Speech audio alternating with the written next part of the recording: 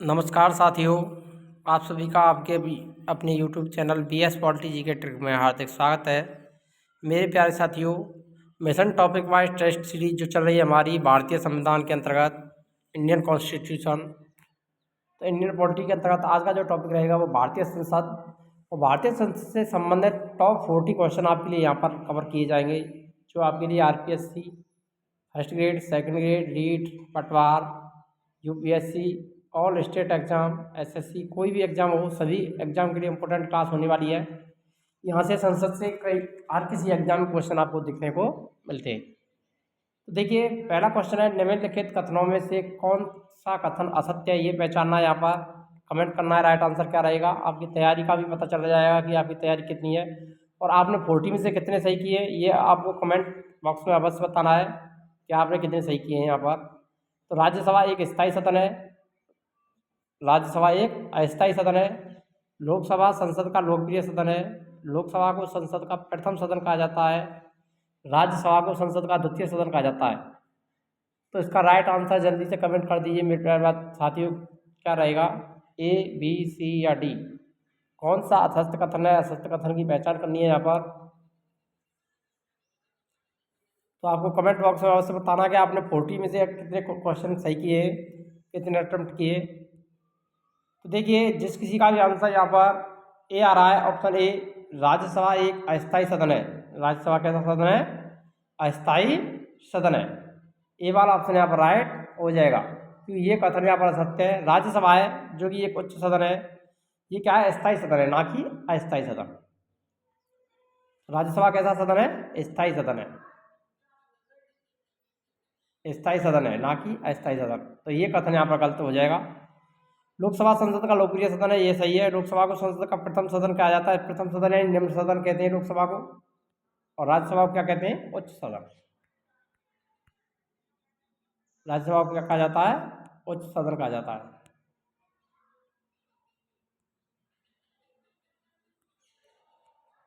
तो संसद के दो सदन है, राज्यसभा और लोकसभा।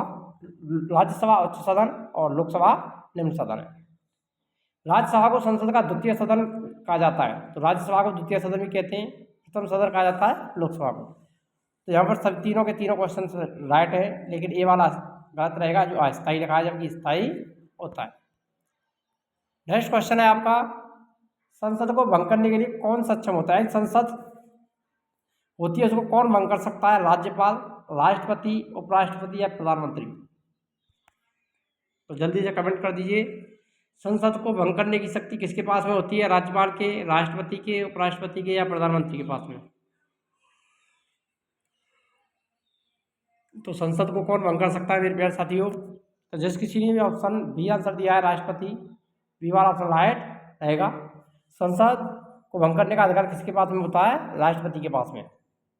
और राज्यों की विधानसभा को भंग कौन कर सकता है, राज्यपाल कर सकता है, ये भी आपको ध्यान रख लेना है। उपराष्ट्रपति है वो राज्यसभा का सभापति होता है। कौन होता है, सभापति। राज्यसभा का सभापति कौन होता है, उपराष्ट्रपति।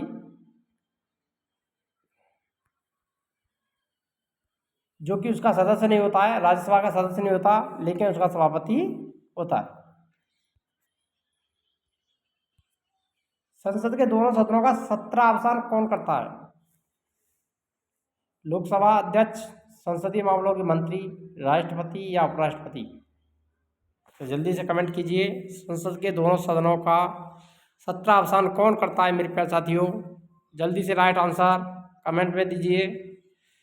संसद के दोनों सदनों का सत्रावसान कौन करता है, लोकसभा अध्यक्ष करता है, संसदीय मामलों के मंत्री करते हैं, राष्ट्रपति करता है या उपराष्ट्रपति करता है।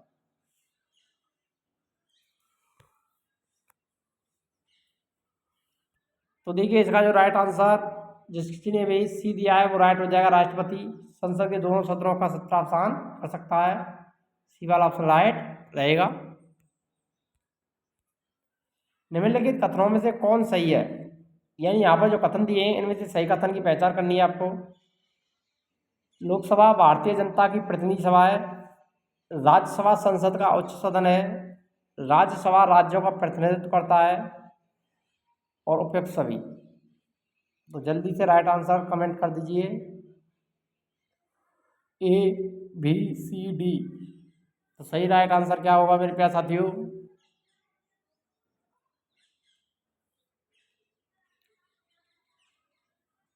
तो यहाँ पर जो राइट आंसर रहेगा वो रहेगा उपयुक्त सभी। डी वाला ऑप्शन सही हो जाएगा ऑप्शन। लोकसभा भारतीय जनता की प्रतिनिधि सभा होती है, ये सही है, जनता का सदन है।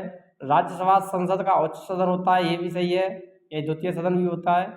राज्यसभा राज्यों का प्रतिनिधित्व करती है, ये भी सही है।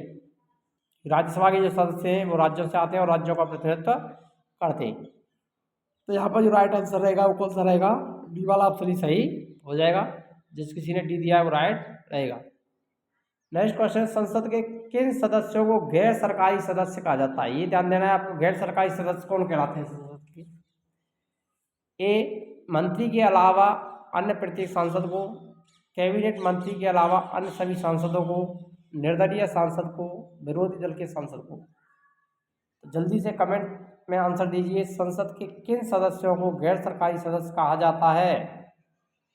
ए बी सी डी, कौन सा ऑप्शन राइट रहेगा?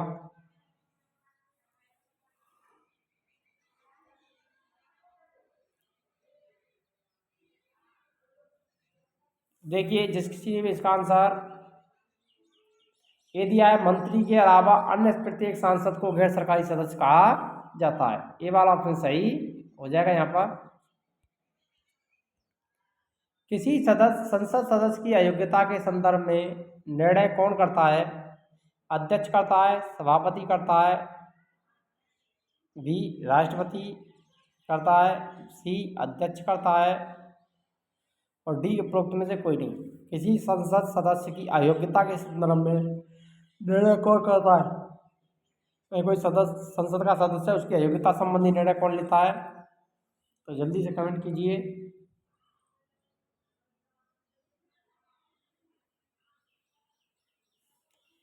तो इसका जो राइट आंसर हो जाएगा वो कौन सा रहेगा मेरे प्यारे साथियों? तो बी वाला ऑप्शन राइट रहेगा, राष्ट्रपति अयोग्यता संबंधी निर्णय करता है,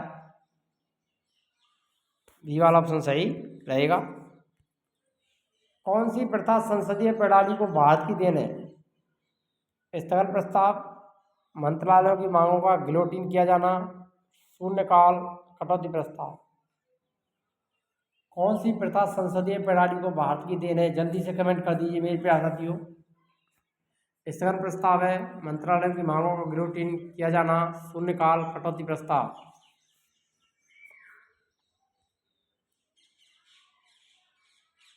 यहाँ पर जो राइट आंसर जिस किसी ने भी सी दिया है, शून्यकाल, जीरो आवर, संसदीय प्रणाली को भारत की देन है, सी वाला ऑप्शन सही हो जाएगा। नेक्स्ट क्वेश्चन, एक वर्ष में कम से कम कितनी बार संसद की बैठक होना आवश्यक होता है?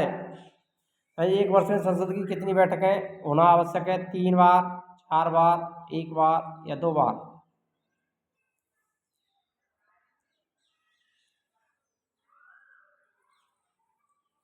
तो जल्दी से आंसर दे दीजिए। ए बी सी डी, कौन सा राइट रहेगा यहाँ पर? तो देखिए यहाँ पर जो राइट आंसर रहेगा वो रहेगा, संसद की बैठकें वर्ष में 2 बार होना आवश्यक है, डी वाला ऑप्शन राइट हो जाएगा। 6 माह के अंदर में अंतराल में बैठकें होना आवश्यक है। 2 बैठकों के बाद 6 माह से अधिक का अंतराल नहीं होना चाहिए। संसद के 2 क्रमिक अधिवेशनों के बीच अधिकतम कितने समय अंतराल की अनुमति है? 6 माह, 12 माह, 1 माह, 3 माह। यानी 2 बैठकों के मध्य में संसद के कितना गैप हो सकता है मेरे प्यारे साथियों? तो इसका आंसर जल्दी से बता दीजिए।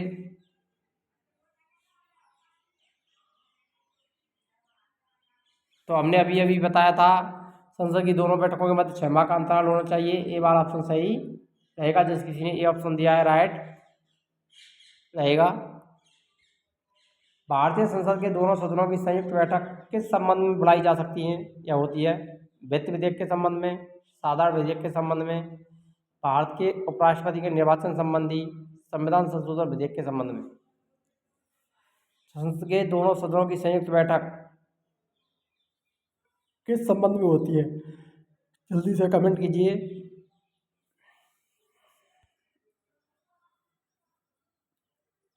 तो यहाँ पर जो राइट आंसर हो जाएगा वो हो जाएगा आपका, जिस किसी ने भी ऑप्शन बी वाला दिया है वो राइट रहेगा। साधारण विधेयक के संबंध में संयुक्त बैठकें बुलाई सकती हैं। संयुक्त बैठक बोला कौन बुला सकता है? भारत का राष्ट्रपति बुला सकता है। बी वाला ऑप्शन सही हो जाएगा। संसदीय प्रणाली वाली सरकार को अन्य किस नाम से भी जाना जाता है? अनुक्रियाशील सरकार, उत्तरदायी सरकार, संघीय सरकार, राष्ट्रपतीय सरकार। संसदीय प्रणाली को अन्य किस नाम से जाना जाता है?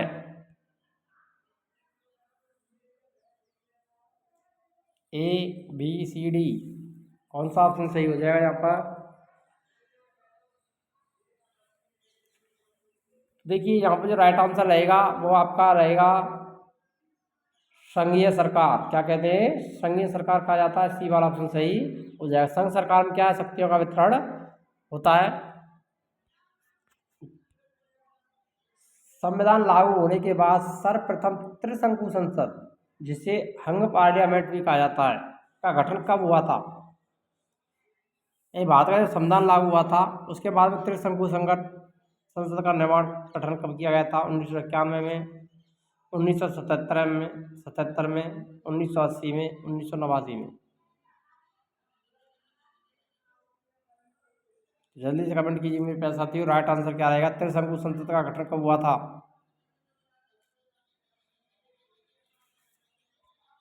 तो जिस किसी ने भी यहाँ पर आंसर आपका डी दिया है 1989, डी वाला ऑप्शन राइट रहेगा। त्रिशंकु संसद अंग पार्लियामेंट का गठन किया गया, मिली जुली सरकारों का गठन हुआ था इस समय। उससे पहले अस्थायी संसद भारत में कब तक अस्तित्व में रही?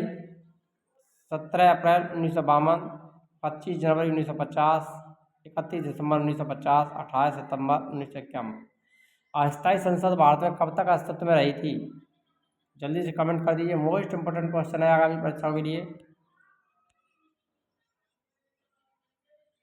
तो इसका जो राइट आंसर रहेगा वो रहेगा ए, 17 अप्रैल 1952 तक अस्तित्व में रही थी। ये वाला ऑप्शन राइट रहेगा। जिस किसी ने ए ऑप्शन दिया है वो राइट हो जाएगा।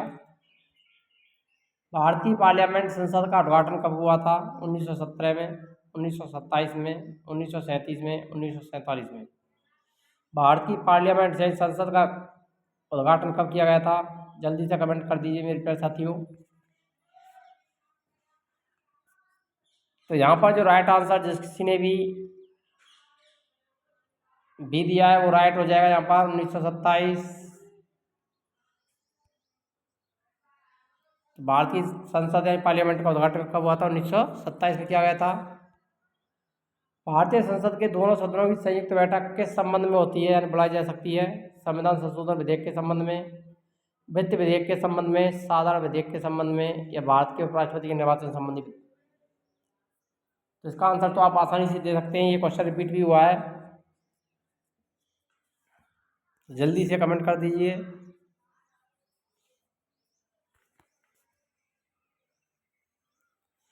तो जिस किसी ने भी इसका आंसर सी दिया है साधारण विधेयक, सी वाला ऑप्शन राइट हो जाएगा।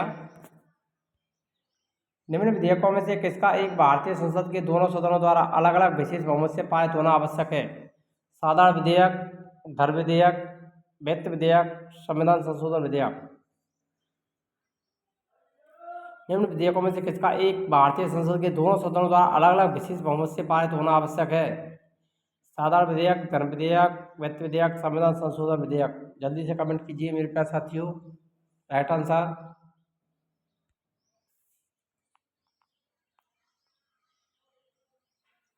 तो जिस किसी का भी आंसर डी आ रहा है वो राइट हो जाएगा। यहाँ पर संविधान संशोधन विधेयक के संबंध में दोनों सदनों के सदस्यों द्वारा बहुमत से, 2/3 बहुमत से प्रस्ताव पास होना आवश्यक होता है। डी वाला ऑप्शन सही हो जाएगा। संसदों के वेतन का निर्णय कौन करता है? संसद करती है, केंद्रीय मंत्रिपरिषद करती है, राष्ट्रपति करता है, या लोकसभा अध्यक्ष करता है? सांसदों के वेतन का निर्णय कौन करता है? संसद, केंद्रीय मंत्रिपरिषद, राष्ट्रपति, लोकसभा अध्यक्ष। तो जल्दी से आंसर दे दीजिए।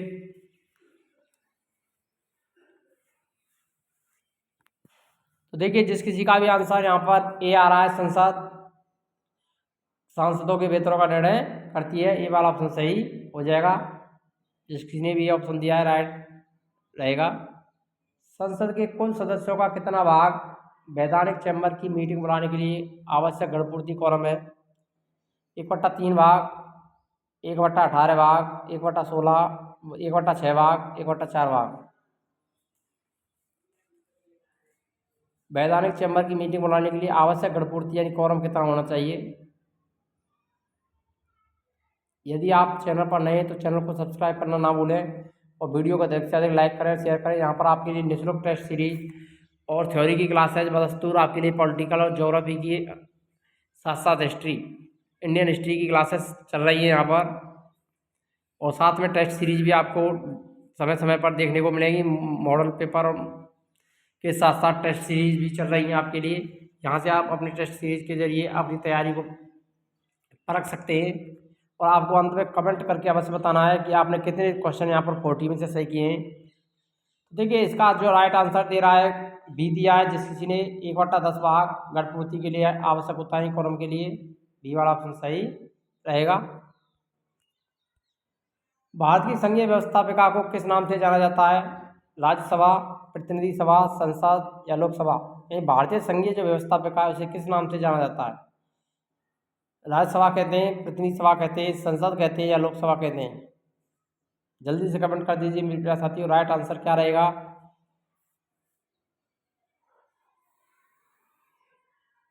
तो यहाँ पर जो राइट आंसर जिस किसी ने संसद दिया है वो सही हो जाएगा, सी वाला ऑप्शन राइट रहेगा। राज्यसभा और लोकसभा दोनों किसके अंग होते हैं? संसद के अंग होते हैं। भारत की जो संघीय व्यवस्थापिका है उसे संसद कहा जाता है। भारतीय संसद के कितने सदन हैं? 3, 4, 1, 2। सदनों की बात हो रही है। भारतीय संसद के कितने सदन हैं? जल्दी से कमेंट कीजिए मेरे प्यारे साथियों। सदन 3 सदन, 4 सदन, 1 सदन या 2 सदन? भारतीय संसद के सदन कितने हैं? तो जल्दी से आंसर दे दीजिए। तो देखिए जिस किसी ने आंसर दिया है 2 सदन। कितने सदन है? 2 सदन है भारतीय संसद के, लोकसभा और राज्यसभा।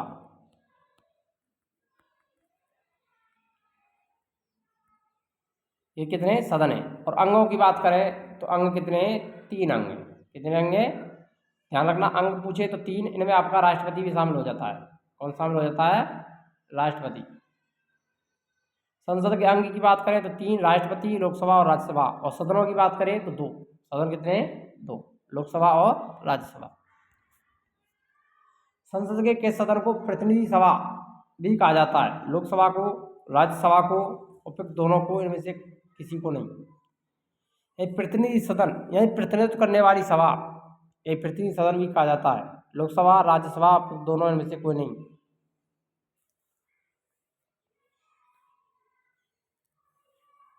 तो जिस किसी का भी आंसर बी आ रहा है, राज्यसभा को प्रतिनिधि सभा कहा जाता है, बी वाला ऑप्शन सही। रुको रुको रुको, यहाँ पर प्रतिनिधि सभा कहा जाता है, प्रतिनिधि सदन नहीं है, प्रतिनिधि सभा की बात कर रहा है। इसका राइट आंसर क्या रहेगा? जल्दी से, लोकसभा, राज्यसभा या फिर दोनों? तो यहाँ पर आपका जो राइट आंसर रहेगा वो रहेगा आपका, क्या रहेगा? लोकसभा रहेगा। ये वाला ऑप्शन सही हो जाएगा। जिसका भी ये ऑप्शन आ रहा है वो राइट रहेगा, प्रतिनिधि सभा, क्योंकि प्रत्येक निर्वाचन क्षेत्र से अपना एक प्रतिनिधि जनता के द्वारा लोकसभा में भेजा जाता है, इसलिए इसे प्रतिनिधि सभा भी कहा जाता है। क्या राष्ट्रपति, उपराष्ट्रपति कभी संयुक्त अधिवेशन की अध्यक्षता करते हैं? हाँ, कभी नहीं, यदि संसद ऐसा चाहे, इनमें से कोई नहीं। क्या राष्ट्रपति या उपराष्ट्रपति कभी संयुक्त अधिवेशन की अध्यक्षता करते हैं?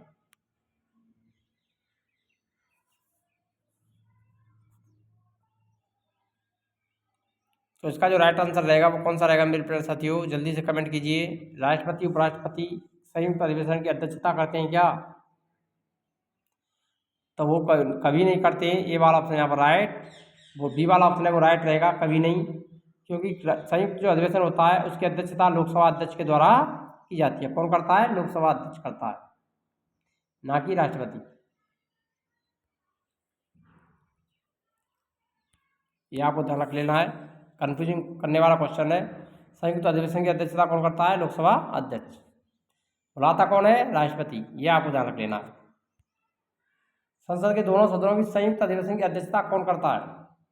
फिर से रिपीट हो गया क्या क्वेश्चन?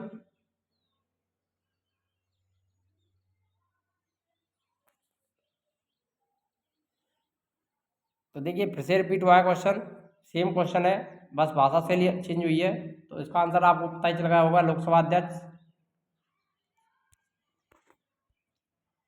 संसद के संयुक्त बैठक को कौन संबोधित करता है? प्रधानमंत्री, स्पीकर, डिप्टी स्पीकर, राष्ट्रपति। अध्यक्षता कौन करता है? अभी हमने पढ़ा था, अब आया संबोधित करना। संबोधित कौन करता है? प्रधानमंत्री, स्पीकर, डिप्टी स्पीकर, राष्ट्रपति। जल्दी से कमेंट कीजिए मेरे प्यारे साथियों, राइट आंसर क्या रहेगा? संसद के संयुक्त बैठक को कौन संबोधित करता है? ABCD, कौन सा ऑप्शन राइट रहेगा यहाँ पर? जल्दी से कमेंट कीजिए। तो देखिए इसका जो राइट आंसर, जिस किसी ने भी डी दिया है वो राइट रहेगा। संबोधित करने का अधिकार किसको होता है? राष्ट्रपति को होता है। लेकिन अध्यक्षता कौन करता है? अध्यक्ष करता है, लोकसभा का जो अध्यक्ष है वो उसकी अध्यक्षता करता है। भारत में संसद के दोनों सदनों की संयुक्त बैठकें किस लिए आयोजित की जाती हैं? ये क्यों बुलाई जाती हैं? ध्यान से पढ़ना है क्वेश्चनों को, तब आंसर देना है ऑप्शन पढ़ने के बाद। उस विधेयक पर विचार करने और उसे पारित करने के लिए जिस पर दोनों में मतभेद हो। ये ऐसा विधेयक जिस पर विचार करने और उसे पारित करने के लिए जिस पर दोनों सदनों में क्या होता है? मतभेद होता है, तब संसद के दोनों सदनों की संयुक्त बैठक बुलाई जाती है। भारत के राष्ट्रपति को निर्वाचित करने के लिए बुलाई जाती है। भारत के उपराष्ट्रपति को निर्वाचित करने के लिए बुलाई जाती है। संविधान संशोधन विधेयक को अंगीकार करने के लिए बुलाई जाती है। तो अब आप आंसर कमेंट में जल्दी से दे दीजिए, ABCD कौन सा रहेगा यहाँ पर राइट आंसर? संयुक्त बैठक बुलाने का प्रावधान क्यों आयोजित की जाती है?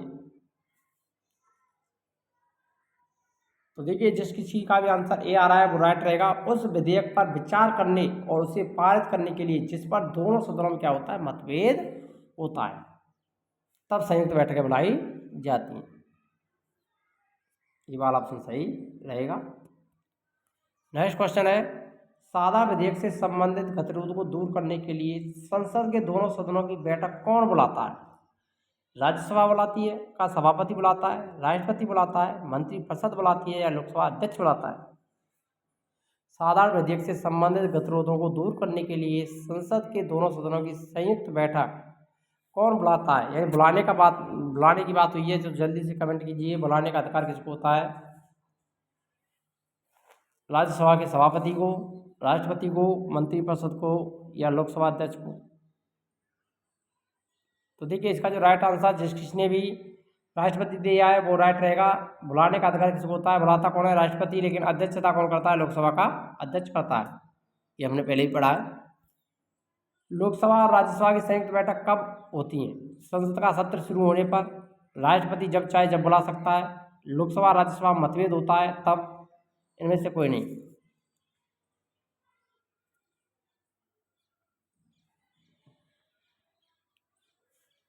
तो इसका जो राइट आंसर रहेगा वो कौन सा रहेगा?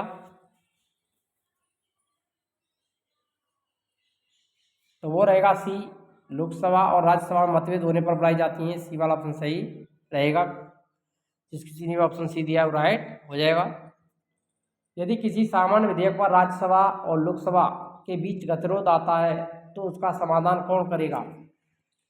उच्चतम न्यायालय करेगा, राष्ट्रपति करेगा, मंत्रिपरिषद करेगी, या संसद का संयुक्त सत्र करेगा? सामान्य विधेयक पर राज्यसभा और लोकसभा के बीच गतिरोध हो तो समाधान कौन करेगा? जल्दी से कमेंट कीजिए मेरे प्यारे साथियों। क्वेश्चनों की भाषा शैली चेंज हो रही है, आंसर लगभग वही आ रहे हैं निकल करके, आपको ये ध्यान रखना है। किसी भी प्रकार से क्वेश्चन घुमा फिरा करके आ सकता है, इसीलिए इसी प्रकार के क्वेश्चन आपके लिए यहाँ पर रखे गए हैं। तो उसका समाधान कौन करेगा? संसद का संयुक्त सत्र, यानी संयुक्त जो बैठकें बुलाई जाती हैं संसद की, उसके तहत उसका समाधान होता है। डी वाला ऑप्शन सही हो जाएगा। स्वतंत्र भारत की संसदीय इतिहास में अभी तक कितनी बार संयुक्त बैठक यानी अधिवेशन बुलाए गए हैं? 3 बार, 5 बार, 2 बार, या 4 बार? जल्दी से कमेंट कीजिए, मोस्ट इंपोर्टेंट क्वेश्चन।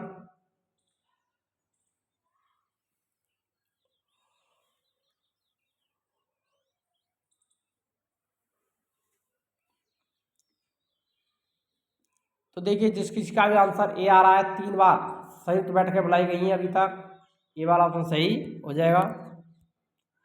निम्नलिखित में से कौन सा एक प्रावधान भारतीय संविधान के अंतर्गत संसद के सदस्यों की विशेषाधिकारों और उन्मुक्तियों को निर्धारित करता है?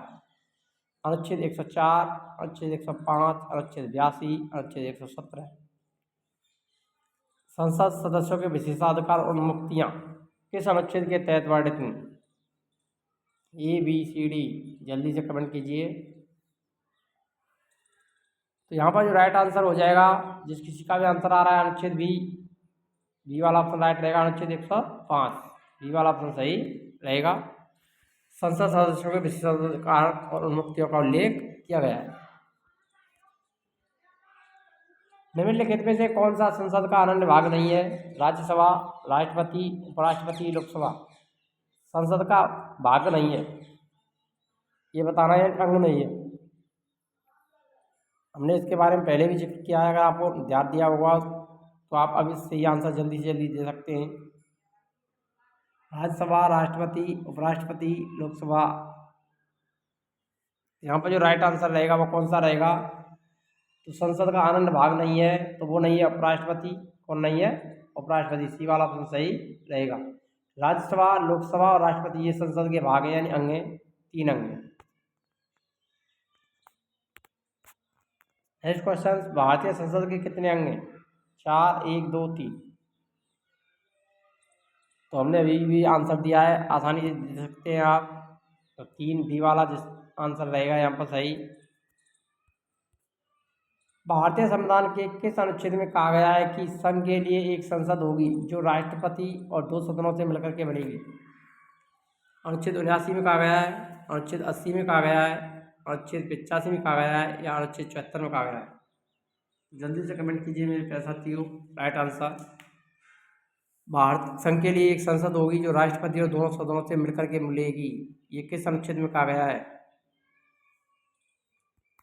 तो जिस किसी का भी आंसर यहाँ पर ए आ रहा है वो राइट रहेगा। अनुच्छेद 79 में कहा गया है, ये वाला ऑप्शन राइट रहेगा।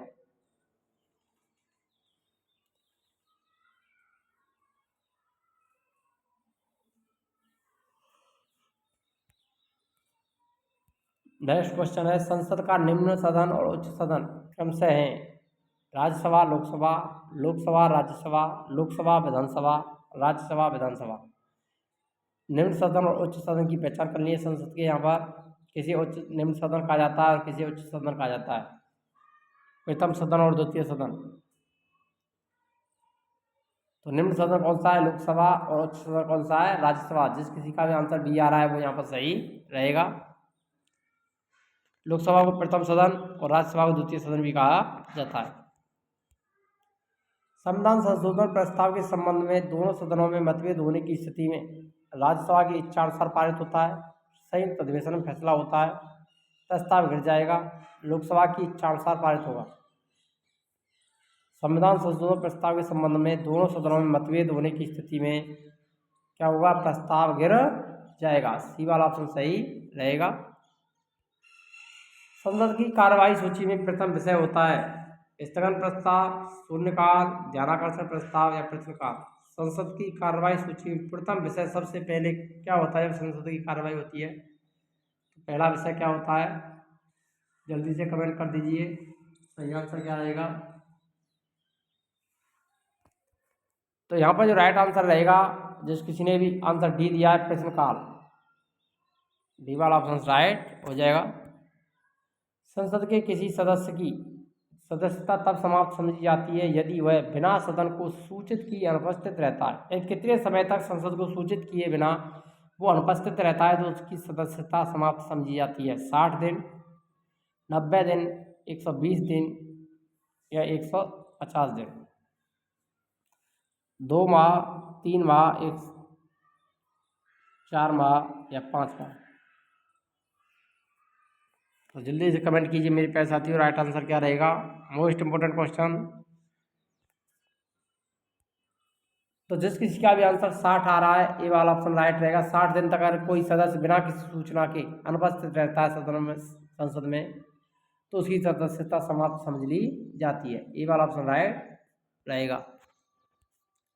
भारतीय संसद की संप्रभुता प्रतिबंधित है भारत के राष्ट्रपति की शक्तियों से, न्यायिक समीक्षा से, विपक्षी दल के नेताओं से, भारत के प्रधानमंत्री की शक्तियों से। भारतीय संसद की जो संप्रभुता है वो किससे प्रतिबंधित है यानी बंधी हुई है बंद। तो यहाँ पर राइट आंसर कमेंट करना है, जल्दी से कमेंट कीजिए। संसद की संप्रभुता प्रतिबंधित है।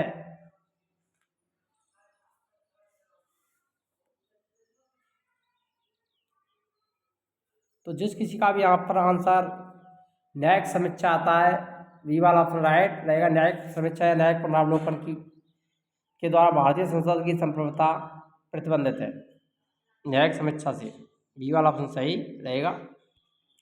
भारतीय संसद बनती है राज्यसभा लोकसभा द्वारा, लोकसभा राष्ट्रपति के द्वारा, लोकसभा राज्यसभा राष्ट्रपति के द्वारा, केवल लोकसभा द्वारा। यानी भारतीय संसद का निर्माण किससे मिलकर के होता है यहाँ पर ये बताना है। जल्दी से राइट आंसर दे दीजिए।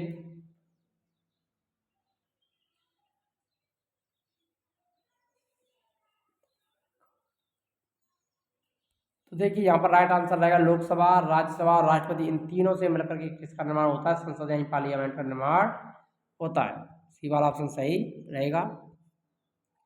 भारत के संविधान में कहा गया है कि भारत की संसद के 3 अंग हैं, इनमें से एक अंग लोकसभा है और दूसरा अंग राज्यसभा है। तो तीसरा अंग कौन सा? उपराष्ट्रपति है, प्रधानमंत्री है, लोकसभा अध्यक्ष है या राष्ट्रपति है? जल्दी से इसका राइट आंसर कमेंट कीजिए मेरे प्यारे साथियों। मोस्ट इंपोर्टेंट क्वेश्चन और अंतिम क्वेश्चन क्लास का, और आपको कमेंट बॉक्स में अवश्य बताना है कि आपने कितना स्कोर यहाँ पर कवर किया है। 40 में से कितने क्वेश्चन आपने सही किए थे यहाँ पर।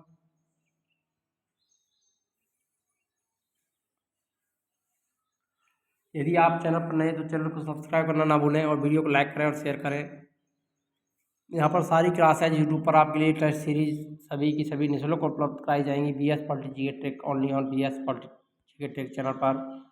हमारा उद्देश्य शिक्षा को निःशुल्क सभी तक पहुँचाना है, ताकि प्रत्येक विद्यार्थी जो पे कोर्स नहीं ले पाते उनके लिए बहुत ही इंपॉर्टेंट कंटेंट और ये सारी क्लासेज यहाँ पर पेड कोर्स से भी अच्छी क्लासेज आपको यहाँ पर देखने को मिलेंगी।